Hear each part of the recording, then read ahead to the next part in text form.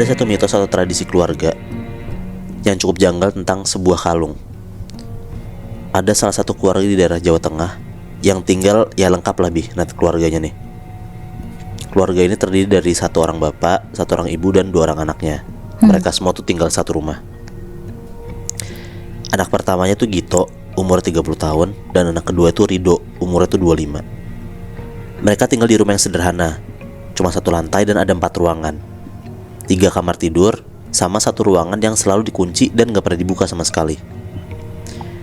Mereka sekeluarga ini tuh terbilang gak terlalu deket lah. Keluarga mereka ini kayak cuman ngobrol pas makan malam doang, yang dimana juga itu lumayan jarang karena antara Rido atau Gito pun juga sering lembur, jadi gak pernah lengkap gitulah, jarang banget. Bokapnya juga udah 10 tahun ke belakang tuh sakit-sakitan. Mereka sekeluarga tuh percaya kalau kesehatan bokapnya tuh menurun semenjak kakek mereka tuh meninggal dunia karena bunuh diri di depan rumahnya. Oh shit.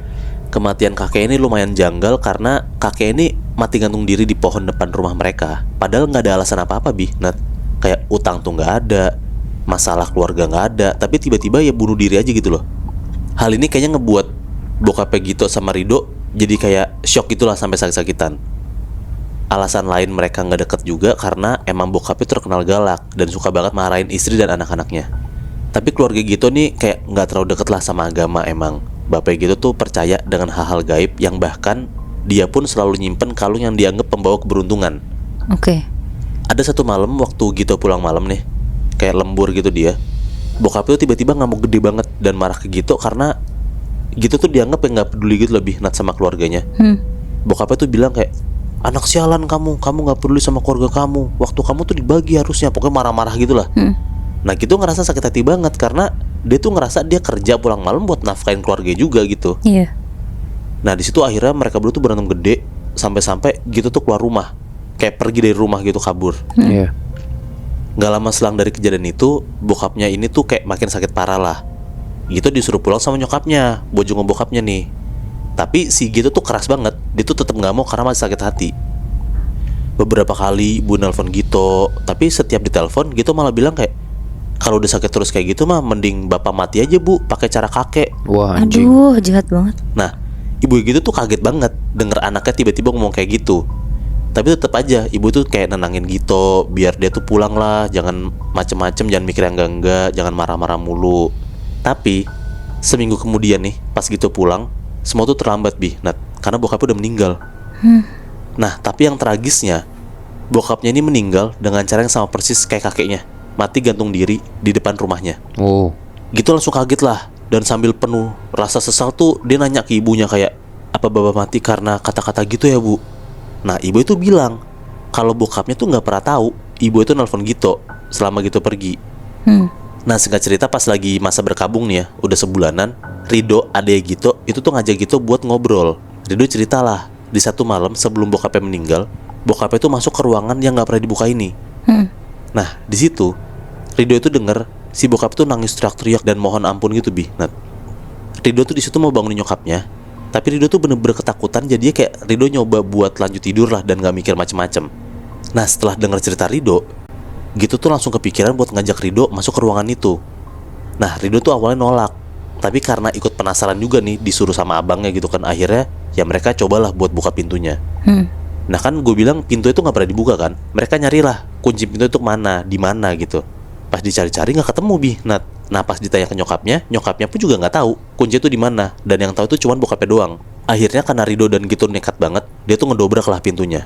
Pas ngedobrak, pintunya kebuka, mereka tuh ngeliat kalau ruangan itu tuh kayak penuh banget lilin bekas kebakar gitu Dan di tengah tembok ruangan itu ada kayak lukisan di tembok pakai darah yang ngebentuk tubuh manusia.